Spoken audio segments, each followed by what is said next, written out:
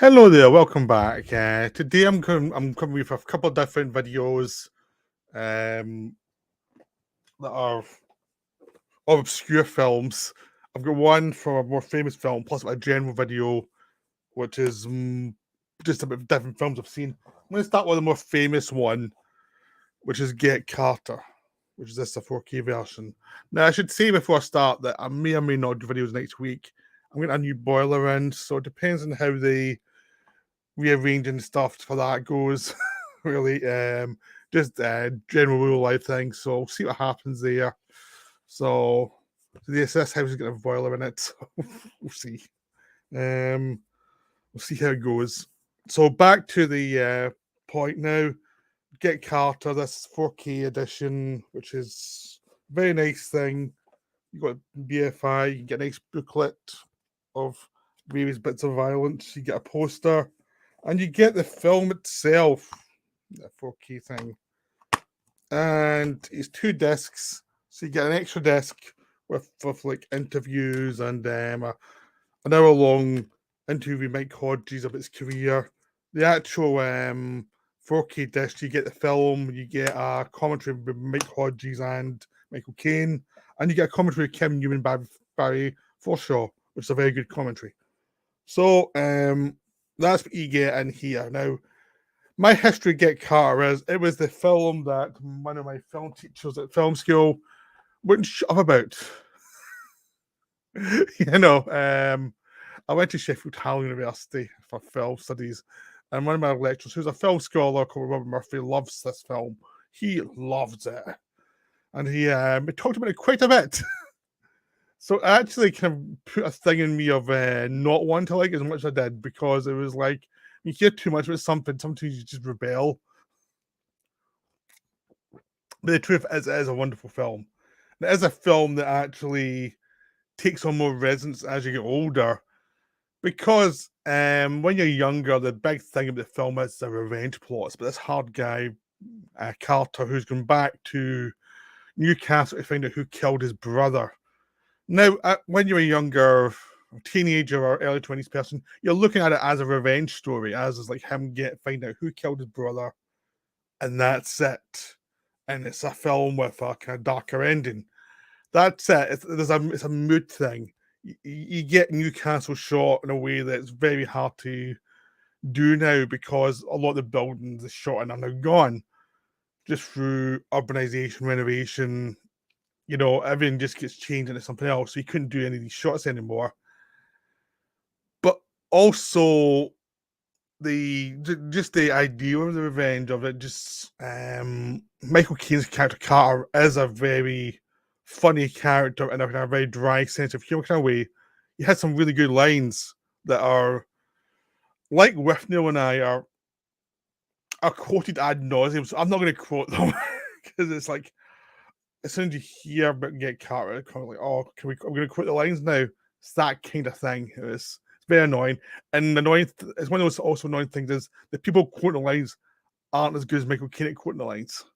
He does the lines perfect. That's why you want to do them, but you never do them as well as he does them. So it's annoying to watch because it's like, well, stop it. It's not good to see. So I'm not going to try and quote the lines. As you get older, the film becomes much more ambiguous because when you're young and you watch films, you see this is a guy, your lead guy, he's a bit of an anti-hero, and these other guys, the other gangsters are, gangsters who deserve what they get. But as you get older, you start to realize that Jack Carter character, the King character, is a total psychopath. He is no better or worse than any of the people he's taken down. He's exactly them. If he'd done that to someone else, someone could come after him the same way. And he probably has done something similar to other people in the past. It's like, but someone's done it to him, and that's why he's offending. That's why he's out for revenge. There is a sense of he's not that bothered about his brother. He left his brother behind years ago, and he doesn't really care that much. But he's been offended by the death of his brother, so he needs to go and sort it out. But it is a personal affront to him. And the way he goes about it, he doesn't care about the feelings of anyone. He uses people all the time. He is a total sociopath. If he wasn't played by a film star and just played by a character actor, you would be repulsed by him. But because Michael Caine, who knows where the camera is and knows how to play the camera, he's got this aura of film stardom that makes it much more interesting. It's sort of like Dirty Harry in a way, where the character itself has a lot of problems, but because the film star playing him, it adds to an aura of mystique to the character, and the way the actor actually can add like subtleties to the character based on screen presentation, understanding how they come across on screen, that creates something that's both simple, more complicated than most people can really articulate. And that's something that happens when you get an actor and a part that comes together. And usually it's a part that's it's not a simplistic part. And that's what works well here, because Michael Caine played a lot of fun characters and did well. Italian Job was a fun character. Zulu, we played a upper class guy. In Nippers Files, where he was a lot more interesting because he played someone a bit more normal.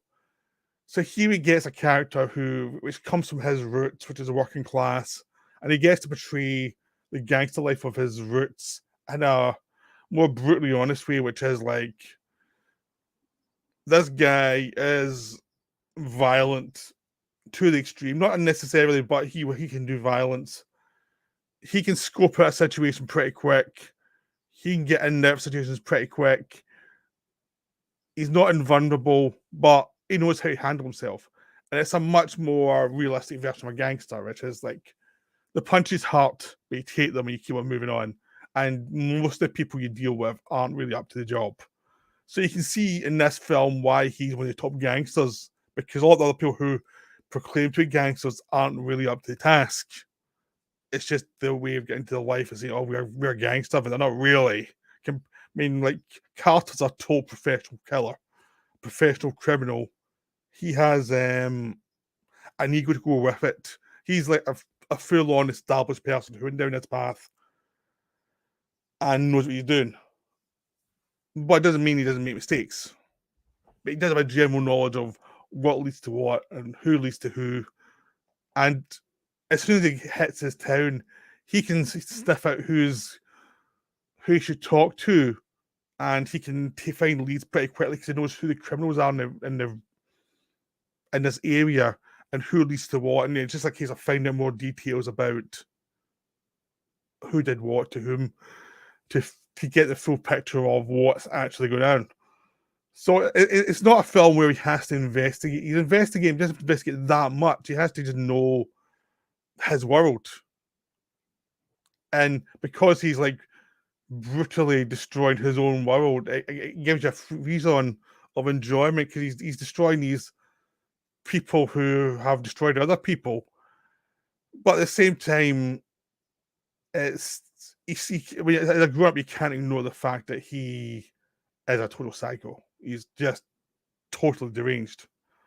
But he's got the movie star aura, and that affects certain people and it doesn't affect other people. Like Alan Armstrong, very young Alan Armstrong in this film, plays this young guy who looks up to Jack Carter because he's a barman. He just sees this a legendary gangster coming back home, so he does things to help him out.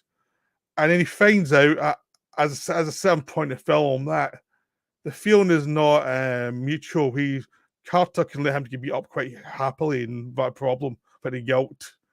It's like, watch out who you hero worship, because you just shouldn't do that to a gangster or a criminal, because they will not do the same back for you. There's a reason why they're gangsters. And there's other people around Carter who are around Alan Armstrong's character who do not do the same thing. They actually keep a distance from Carter because they understand what he is. And it's like, now keep a distance. I'm good. But back here, I'll let you do what you're doing. Just don't get involved with me. I'm fine. There's a teenage girl who's Carter's niece, but it's suggested she could be his daughter. There's lots of people who are in and out of the life of the dead brother. that Carter has to investigate, and then it shows a kind of environment where people use each other quite a bit, and survival is hard, and some people try and keep their dignity in survival, and other people don't. Like some people just have a job, I'll get on with it, I will not deal with this kind of criminal life, and some people are much more susceptible to into like the darker side of life.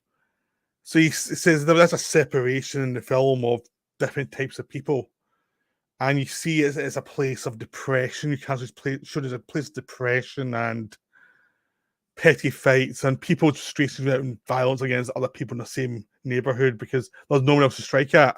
There's just this sense of isolation, depression. It's a town that's been forgotten by the world, but they've got their own pride and they've got their own areas of well you don't mess with.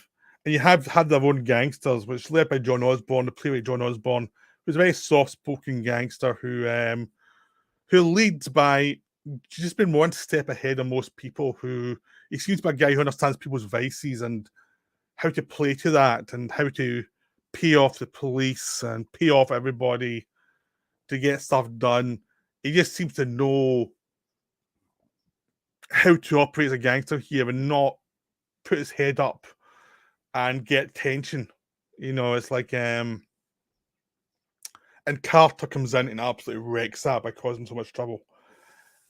And there's other characters who there's one about the guy who runs arcade shops, and there's a subplot with that it's a very British thing of like someone running something that looks tacky and useless, but it turns out it makes a lot of money, and the gangsters want in it, and there's all subplot with that, and that leads to a lot of the problems.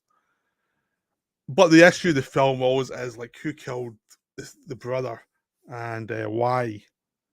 And of course, it's a gangster film. It just comes down to manipulation of different people. I'm not going to say who did it and why, but it's just people doing like petty crime and other people trying to manipulate the actions of others to get what they want. And it's complicated but simple at the same time. It's like Carter has to figure it out, but when you get the solution, it's like it's not that complicated, but it works in a good way because it feels much more, yeah, that could happen, you know. But Carter couldn't see it because he didn't have the information he needed, and eventually got the information he needed. He just had to get through a few barriers to go till he got there. And there's just so much detail in this world, like his landlady, who's the aging woman who's just very much she's really into Carter's character, and he knows it, and he teases her so much before sleeping with her, but then tossing her aside. There's another character. I mean, the women get a hard run in this film, but the film actually is showing you like this is a misogynistic world. It's not like it's not like glorifying the heroes in any way. It's just like this is the world we're in. It's sexist. It just is. Women are commodities to a lot of people in this world. That's the worldview. It never says this is good. It just says this is the world. This is what you're in for this world, you know. And that's like refreshing to watch after lots of like very kind of woke films where they explain everything about why this is bad. It's like, no, this is the world. These are people. That's it. That's all you get. This world.